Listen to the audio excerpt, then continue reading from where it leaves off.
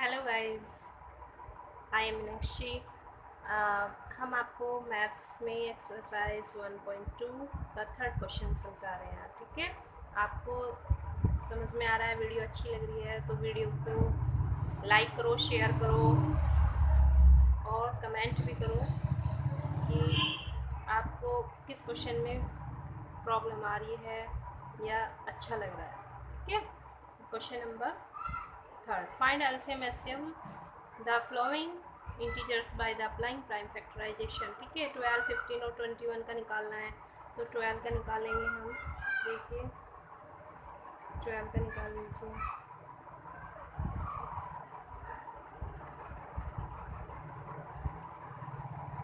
ठीक है, और इसमें 15 का निकालेंगे। 3 5 जा 15, 5 1 जा 5। इसी तरह से हम 21 का भी निकाल लेंगे। 3 7 जा 21 और 7 1 जा। ठीक है, ओके।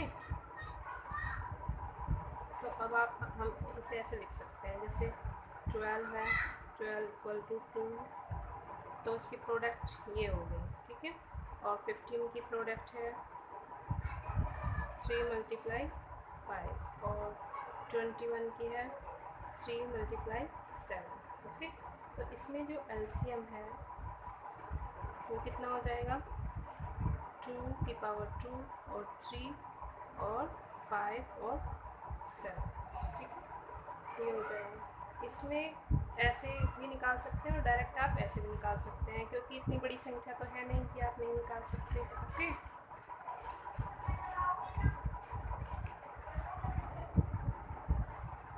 तो यहाँ पे 5 7 ज़ा 35, 35 ये हो जाएगा 105। 105 में 4 जैसे मल्टीप्लाई करोगे 120 420, तो इसका एलसीएम जो आंसर आया है वो क्या है, 420। और एचसीएफ जब आप निकालेंगे, देखो इसमें सारों में जो कॉमन है वो क्या है, वो है आपका 3। तो एचसीएफ कितना हो जाएगा, 3। तो इसी तरह से इसका 2 क्वेश्चन है। ठीक है, इसी तरह से जैसे 17 हुआ, 23 हुआ, ये तो प्राइम नंबर ही है। ठीक है, तो 17, 23 और 29, तो इनका तो ये इसमें जो एचसीएफ है तो वो तो 1 ही आ जाएगा। एचसीएफ क्या आएगा, 1, क्योंकि इसका 17 1 जा ही चलेगा, 23 जा ही चलेगा, 1 जा ही चलेगा, 29 1 जा ही चलेगा, तो एचसीएफ क्या हो जाएगा, 1। और एलसीएम हो जाएगा इन सारों के आपस में मल्टीप्लाई, क्योंकि इनके कोई फैक्टर तो होते नहीं हैं। ठीक है, तो इसका जो एलसीएम है इसकी मल्टीप्लाई ये हो जाएगा। ओके, फिर हमें इसमें ये आंसर हो गया आपका थर्ड क्वेश्चन। ठीक है, थर्ड क्वेश्चन में आपके 8 को आप डायरेक्ट भी लिख सकते हो, कोई ऐसे नहीं है कि छोटे बच्चों को इस तरह से करके दिखाओ, आप ऐसे लिख सकते हो। जब बड़ी संख्या होती है तब ज़्यादा ज़रूरी हो जाता है ऐसे करना। ठीक है, समझ में आ रहा है आपको। अब इस तरह से 25 का 5 5 है। ठीक है, तो इसमें जो एलसीएम है वो क्या होगा, 2 की पावर मैक्सिमम कितनी है, 2 की पावर 3 है, मल्टीप्लाई 3 की पावर 2 है और 5 की पावर 2 है। तो इसका एलसीएम जो हो जाएगा, क्योंकि आपस में कोई मैच ही नहीं हो रहा है। ठीक है, तो ये मैच नहीं हो रहा है तो फिर वही मल्टीप्लाई आ गई, 8 मल्टीप्लाई 25 जैसे हमने उसमें की थी, और इसका जो मल्टीप्लाई है वो है आपकी 1800। ठीक है, एचसीएफ आपका 1 हो जाएगा, क्योंकि जब कोई भी संख्या कॉमन है ही नहीं है तो इसका एचसीएफ क्या होगा, 1। तो ये हो गया आपका। ओके, 1 2 3, इसमें तो 3 ही क्वेश्चन पूछे गए थे। अब आप इस पे आ जाएंगे। इसमें कहा है कि give,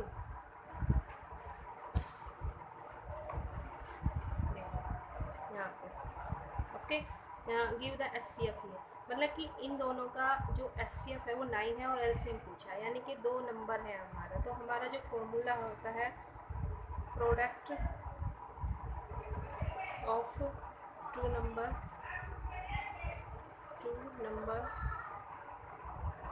is equal to LCM LCM multiply SCF। Okay, तो प्रोडक्ट ऑफ टू नंबर यानी कि 306 और 657 इज इक्वल टू SCF का मान है, SCF का 9 है, तो LCM हमें निकाल के लाना है। तो LCM बराबर हो जाएगा 36657 अपॉन 9 9 27, सब यहाँ पे 6 बच गया और 9 चौक 36। फिर इनकी मल्टीप्लाई करेंगे 34 मल्टीप्लाई 657। ओके, तो इसकी जो मल्टीप्लाई है आपकी तो कितनी आएगी, कर लीजिए आप। इसमें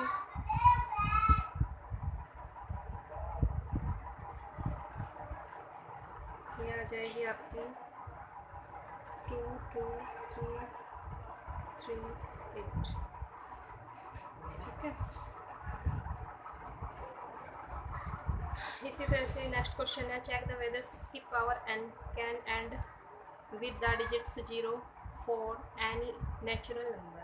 मतलब कि इसको सोल्व करना है हमें, ठीक है, जिसका n डिजिट मतलब कि जो वंस नंबर है वो 0 होना चाहिए। तो if A number ends with 0 prime factor must be 2 multiply 5। मतलब कि जो ऐसे फैक्टर हैं 2 मल्टीप्लाई 5 यानी कि 10, तो किसके बराबर हो जाएगा 10 के। तो इसमें लास्ट डिजिट है जो है वो 0 है। ओके, फिर हम जब 6 के करेंगे तो 6 के तो 2 मल्टीप्लाई 3 होता है और 2 मल्टीप्लाई 3 है, तो इसमें तो हमारा लास्ट डिजिट 0 नहीं आया, तो इसलिए 6 की power n can not be and with digit 0। मतलब इसमें 0 नहीं हो सकता, एंड का डिजिट 0 नहीं हो सकता, इसलिए because it prime factorisation not prime 2 multiply जो इसके पेयर हैं ये इसमें नहीं मैच कर रहे। ओके, अब है इसमें 6 क्वेश्चन, एक्सप्लेन विद द ये क्वेश्चन है आपका 6 क्वेश्चन कंपोजिट नंबर। तो इसमें क्या करना है, ये जो पहले तो हम इसको सॉल्व करेंगे, तो यहाँ पे इसमें क्या करोगे आप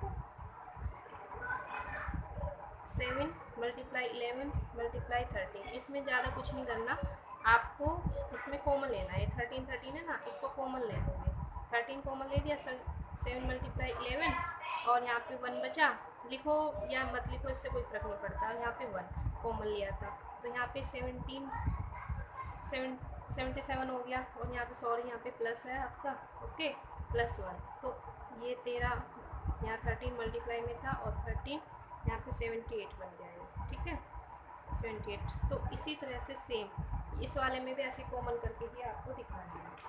ओके,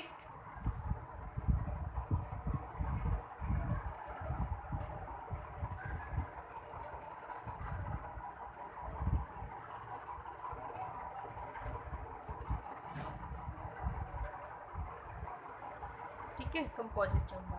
फिर हमें ये दूसरा वाला लेना है अगेन, इसमें लिखा है ना 7 मल्टीप्लाई 6 मल्टीप्लाई 5 मल्टीप्लाई 4 मल्टीप्लाई 3 और ये 2 और 1 +5। तो हमें क्या करना है, इसमें से यहाँ 5 है तो यहाँ पे 5 है तो ये कॉमन लेना है और कुछ भी नहीं करना है इसमें। 7 multiply 6 multiply 4 multiply 3 multiply 2 multiply 1 और +1। ओके, तो 5 मल्टीप्लाई, अब यहाँ पे इनके साथ मल्टीप्लाई करनी है, या इसको ऐसे ही मतलब यहाँ पे इसको ऐसे भी छोड़ सकते हैं और या इसका मल्टीप्लाई करके वो लिख भी सकते हैं। ठीक है, यहाँ पे बहुत ही अच्छे हैं, 36 36 और 4 4 4 24 12 और 2 14 और फिर 7 रहेगा। ठीक है,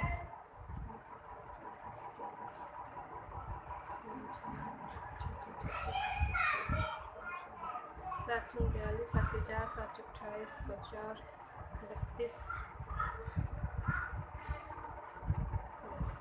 तो यहाँ पे हम इसको 1022 +1 ऐसे लिख के हम कर सकते हैं। ठीक है, आंसर। नेक्स्ट क्वेश्चन देखिए आप। नेक्स्ट क्वेश्चन आपका 7 है। There is the circular path around the sports field the Sonia takes 18 minute लेती है और ड्राइव द, और दूसरी जो है रवि 12 मिनट लेता है। तो इसमें पूछा गया है कि वे हाउ मैनी मिनट्स विल मतलब again at the start point, वे किस पॉइंट पे मिलेंगे। तो इसमें आपको 18 और 12 का क्या लेना है, एलसीएम लेना है।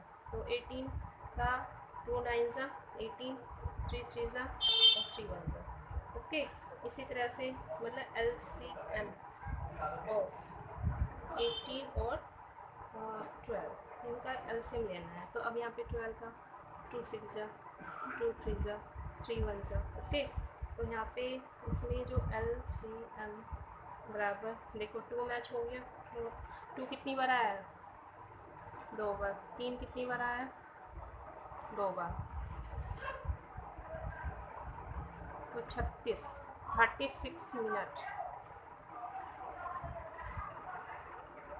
36 मिनट। तो 36 मिनट बाद वे मिलेंगे, जो दोनों गर्ल्स हैं, रवि और सोनिया, ये दोनों 36 मिनट बाद मिलेंगे। तो सोनिया एंड रवि